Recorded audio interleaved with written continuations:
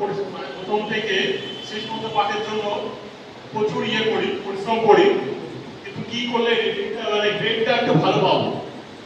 তাহলে গ্রেডটা ভালো পেতে হলে আমাদের প্রথমে জাগটাকে ভালো করে পড়তে হবে।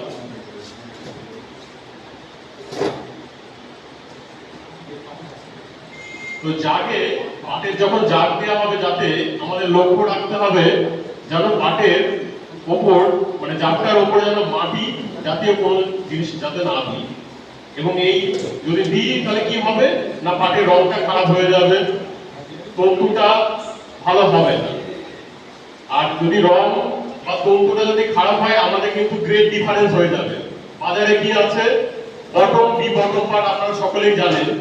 ধরেন আপনার কাছে কেউ গেল, আপনার হয়তো ভালো একটা পাট হয়েছে, ধরেন বটম পাট, রংটা ভালো আছে, পাটের স্ট্রেংথ আছে, কিন্তু কেউ একজন গিয়ে বললো না এটা তো আপনার বটম পাট নয়, বি বটম পাট, তাহলে আপনি কিন্তু ওইখানে কুইন্টাল প্রতি 200-300 টাকা কম পেয়ে যাচ্ছে।